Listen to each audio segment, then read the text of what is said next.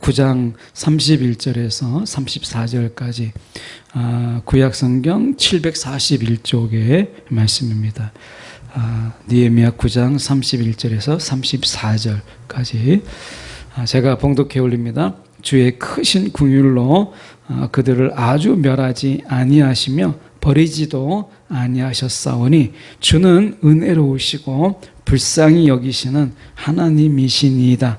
우리 하나님이여 광대하시고 능하시고 두려우시며 언약과 인자하심을 지키시는 하나님이여 우리와 우리의 왕들과 방백들과 제사장들과 선지자들과 조상들과 주의 모든 백성이 아수르 왕들의 때로부터 오늘까지 당한 모든 환난을 이제 작게 여기지 마옵소서.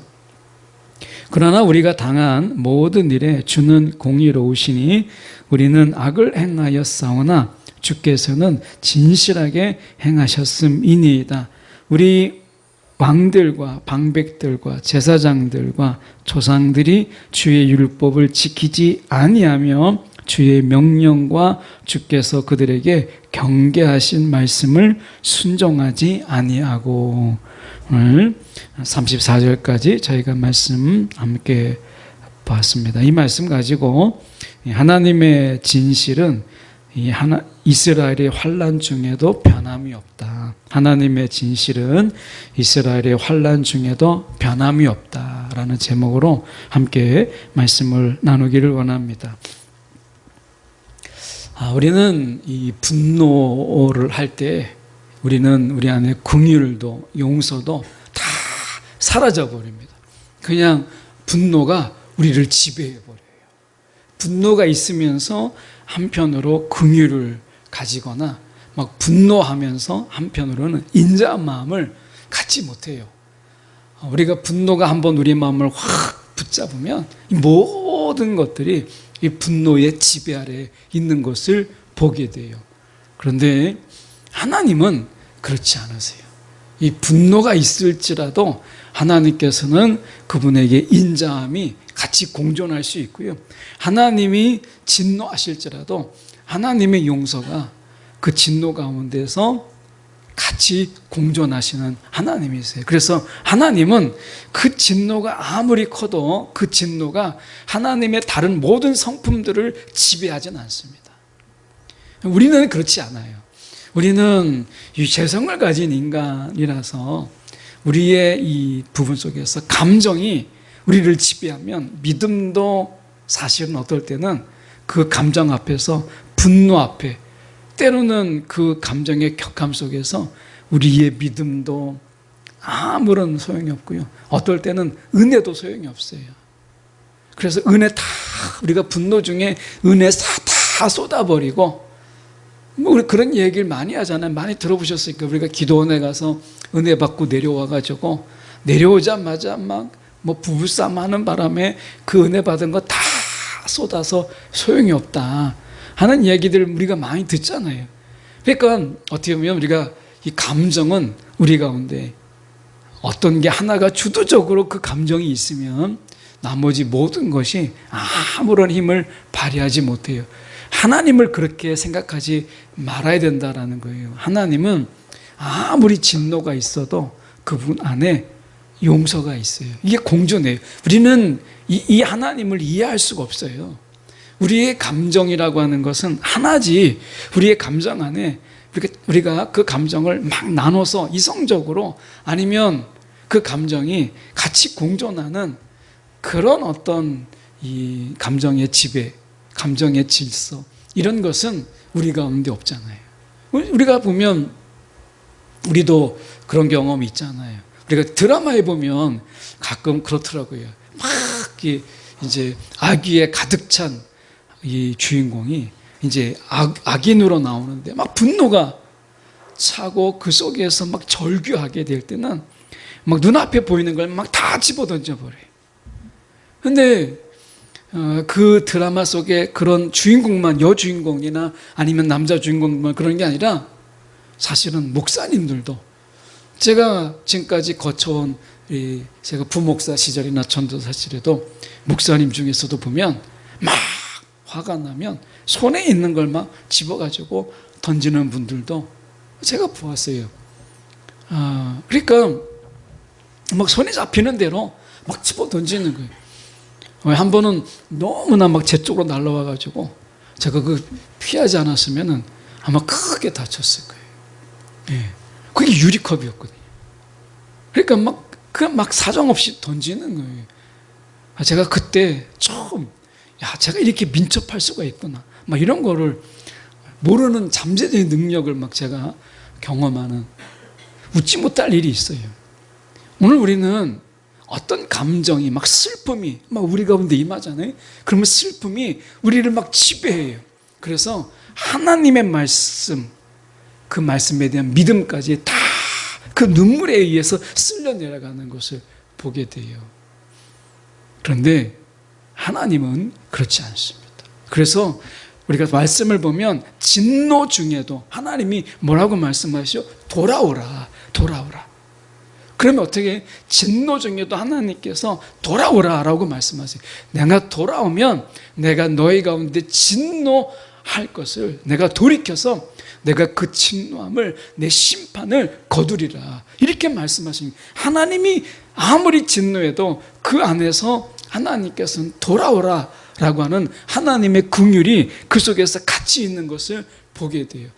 우리를 생각하는 것처럼, 우리의 감정의 지배 아래에 있는 나처럼 하나님을 생각하면 오해하기 딱 좋아요. 하나님을 늘 오해하는 거예요. 그래서 하나님이 진노 중에 돌아오라고 하면 돌아가면 안 되겠다.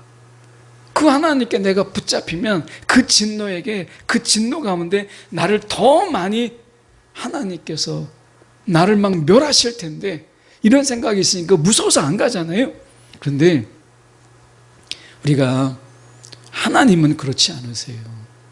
하나님은 진노 중에도 긍휼을 베푸시고, 하나님은 우리 가운데 징계하시는 가운데서도 하나님은 우리 가운데 인애를 베푸시는 하나님이세요.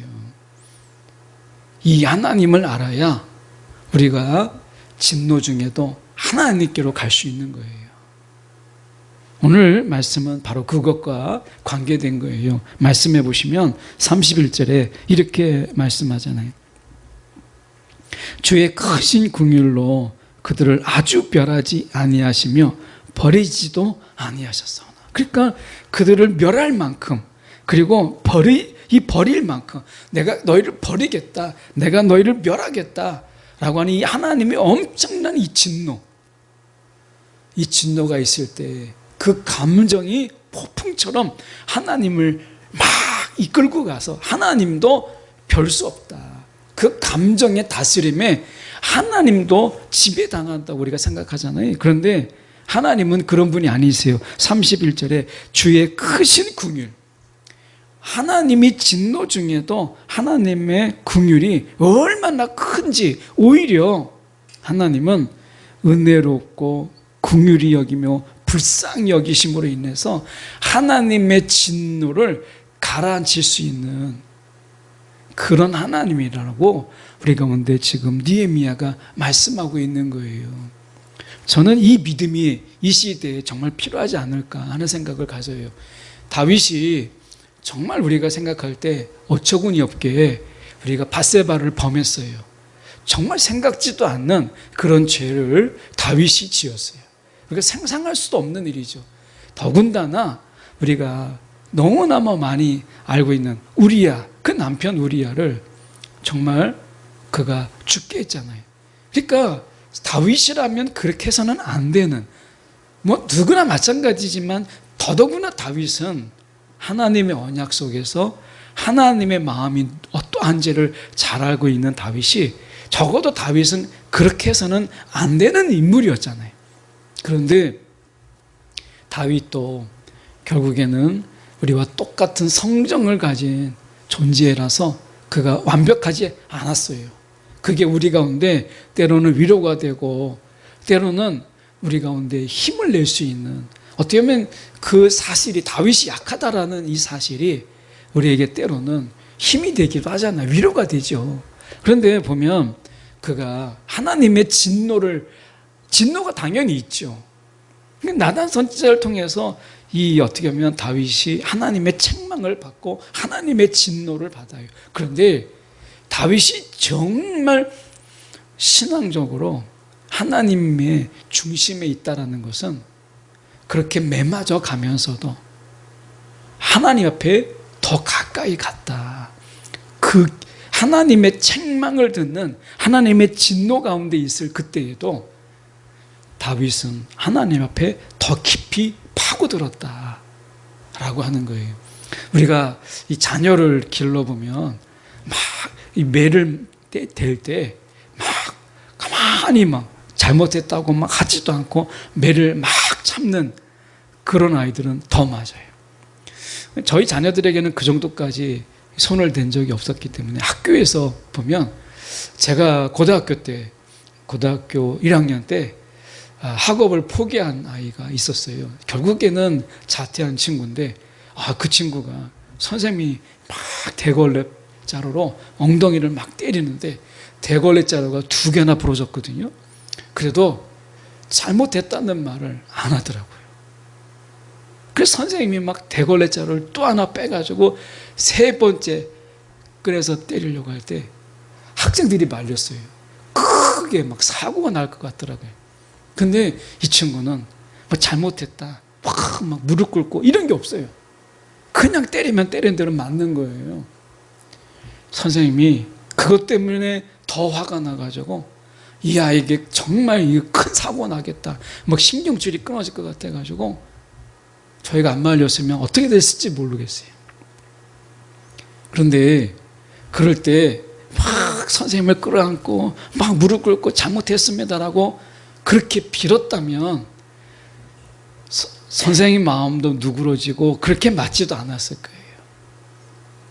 하나님이 우리 가운데 채찍으로 우리를 때릴지라도 하나님이 원하시는 게 뭐겠어요? 하나님 앞에 더 깊이 파고들어서 막 눈물 흘리는, 정말 하나님 앞에 용서를 구하는 그 마음이잖아요. 그 마음. 다윗은 하나님의 그 마음을 알았어요.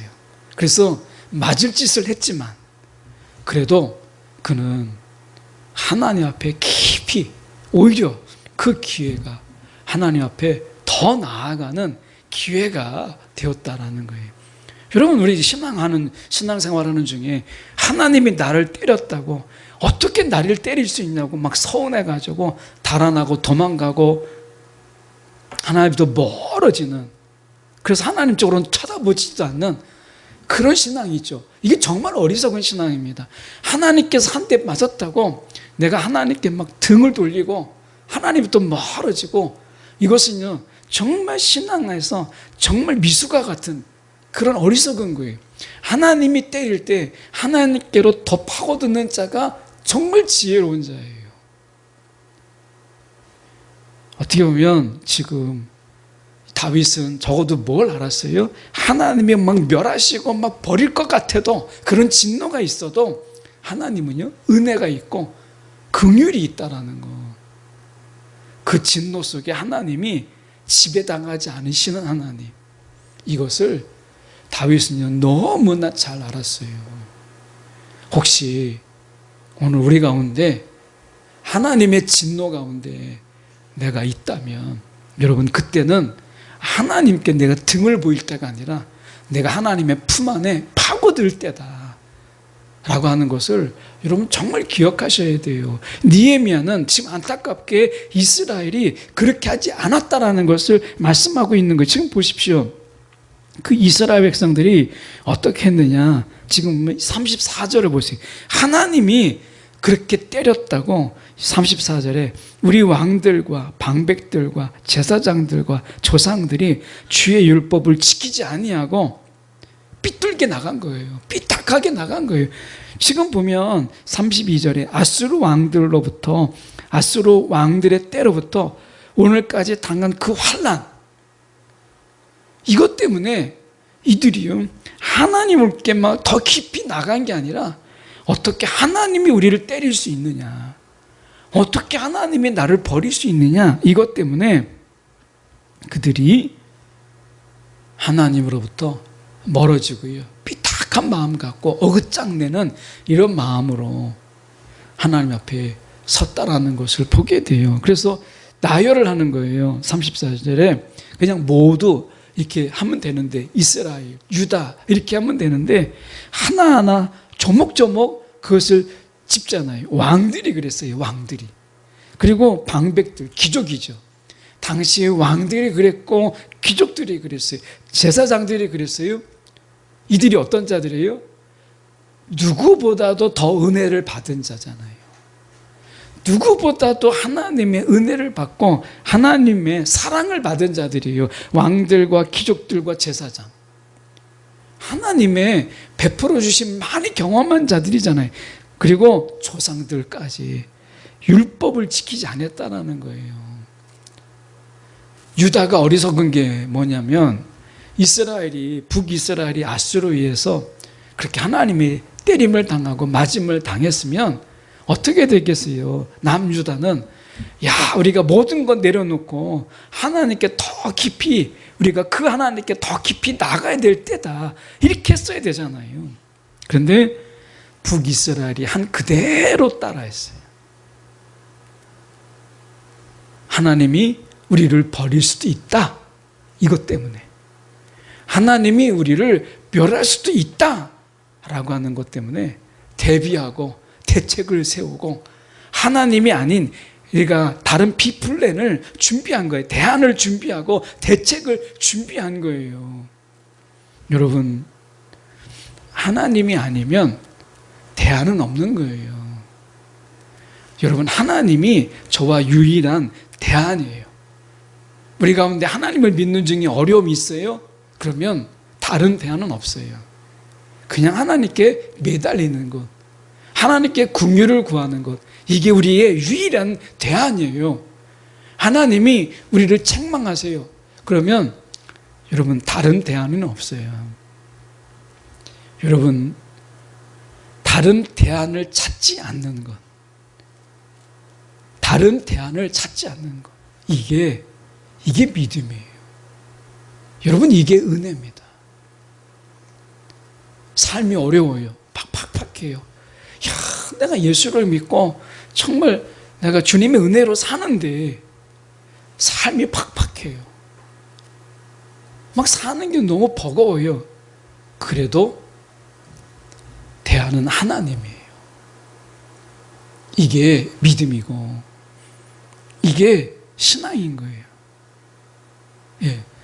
외양간에 소가 없어도 대안은 하나님이에요. 포도나무에 소출이 없어도 대안은 바알신이 아니라 하나님이 대안이라는 거예요. 거기에 기쁨이 있고 거기에 회복이 있다. 선지자들의 노래잖아요. 오늘 말씀하고 있는 거예요. 32절에 보십시오. 우리 하나님이요 광대하고, 이거 위대하시고, 하나님은 강하시고, 하나님 능하시다라고 하는 것은 강하시고, 하나님은 존경받기에 경외받기에 합당하신 분이시고 언약과 인자하심을 지키시는 하나님이시다. 오늘 이 말씀에 우리가 다른 대안은 없다, 이 말이에요. 다르게 얘기하면 하나님보다 광대하신 분이 누가 있고, 하나님보다 능하신 분이 누가 있고, 하나님보다 우리가 경외하기 합당하신 분이 누가 있으며, 하나님보다 누가 인자하심을 지키는 이가 누가 있어요? 없어요. 하나님은 어느 누구와도 비교당하는 것을 거부하시는 분이세요. 그렇기 때문에 오늘 우리는 하나님 외에 다른 대안이 없는 거예요. 그래서 느헤미야는 이야기하는 거예요. 모든 환난을 주님 작게 여기지 마옵소서. 느헤미야는 알았어요. 무엇은요? 하나님이 때리시면 하나님 외에 대안이 없다. 하나님이 환난을 주시면 이 환난을 끝내실 리는 하나님밖에 없다라고 하는 것을 아는 거예요. 여러분, 우리가 오늘 제목이 이스라엘의 그 환난 중에도 하나님은 진실하세요. 이 말은 하나님 외에 대안이 없다라고 하는 거예요. 다윗은 밧세바를 범했을 때 하나님이 책망하실 때 꼼수를 부리지 않았어요. 다른 대안을 찾지 않았어요. 그냥 하나님이 때리시면 내가 맞겠습니다. 이렇게 했어요. 자, 여러분의 대안은 오직 한 분, 하나님 외에는 다른 대안이 없어요. 이게 우리의 신앙인 거예요. 경제적으로 어렵다. 그래도 내가 돈을 어떻게 벌어볼까? 어떻게 돈을 좀 빌려볼까? 이런 것은 우리가 생각할 수 있겠지만 여러분, 가장 우선순위, 가장 우선되는 우리의 대안은 하나님이에요. 그래서 내가 다른 사람에게 돈을 빌리고 뭐 대출을 받고 하는 건 2차적인 거예요. 하나님께 먼저 구하는 것이 우리의 유일한 대안은 하나님을 믿는 삶이라는 거예요. 그래서 이 느헤미야가 지금 이야기하는 게 결국 하나님밖에 없습니다. 이렇게 이야기하는 거죠. 그래서 33절에 느헤미야는 이렇게 이야기하는 거예요. 그러나 우리가 당한 모든 일에 주는 공의로우시다.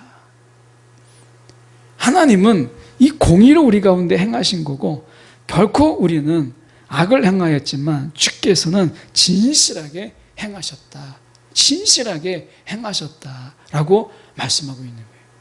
결국 우리가 이런 것은 우리의 죄악이지 하나님이 공의와 진실함으로 우리 가운데 행하셨다는 것을 그가 바라보잖아요. 오늘 느헤미야 9장이 왜 중요하냐면 이 시대 속에서 우리가 하나님을 자꾸 상대적으로 생각해요. 상대적으로. 그래서 나는 잘했는데 하나님이 못했다. 이렇게 생각하죠. 그런데 여러분, 우리의 신앙에서 하나님은 공의롭고 신실하다. 어떤 가운데 있을지라도 그 하나님을 우리가 바라보는 것이 중요해요.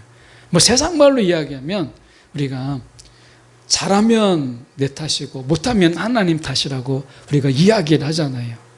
그런데 우리가 하나님 앞에서는요, 잘 되면 하나님 탓이고요, 못하면 내 탓인 거예요. 이것은요 정말 맞는 말이에요.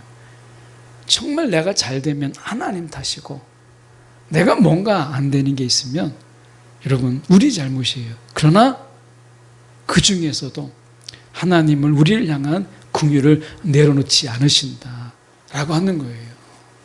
그래서 오늘 저희가 34절에 보시면 그들에게 경계하신 말씀을 순종하지 아니하시고, 이 경고, 하나님의 경고에 그들이 신경을 쓰지 않았다라는 거예요. 하나님은요 미리 예고하시고 경고하시는 하나님이세요. 그러지 마라, 하나님 돌아오라. 얼마나 예레미야를 통해서 우리가 하나님께서 경고하셨어요. 오늘 우리의 신앙에서 하나님의 경고, 여러분 그 경고를 우리가 귀담아 들을 수 있는 지혜가 필요한 거예요. 오늘 하나님의 경고할 때는 듣지 않다가 나중에 일이 터지면 하나님 탓하는 그런 신앙에서 좀 벗어나서 하나님의 경고를 우리가 경고로 들을 수 있는 지혜가 우리 가운데 필요한 거예요. 이 시대에 하나님의 경고가 있어요. 여러분, 우리 시대에 하나님의 경고, 여러분 이 하나님의 경고에 오늘 귀를 기울일 수 있는 여러분 정말 지혜가 필요합니다. 여러분에게 하나님의 경고가 여러분 들리십니까? 우리를 향한 하나님의 경고가 들리십니까? 이 시대를 향한 하나님의 경고가 들리십니까? 오늘 하나님의 경고, 이 시대를 향한 하나님의 경고가 있어요. 오늘 하나님의 경고로 우리가 좀 깨어있고 우리가 하나님 앞에 다시 한번 하나님의 그 은혜와 긍휼로 우리가 더 깊이 나아가는, 망설이고 멈칫거리고 주저함이 있고 세상 속에서 여기저기 우리가 기웃거릴 틈이 별로 없어요. 오늘도 하나님의 경고에 우리가 귀를 기울이고 지금은 하나님 우리가 더 간절히 찾을 때다라고 하는 것, 오늘 느헤미야를 통해서 우리에게도 경고하고 있다는 사실을 우리가 기억하는 저와 여러분이 되기를 간절히 소망합니다.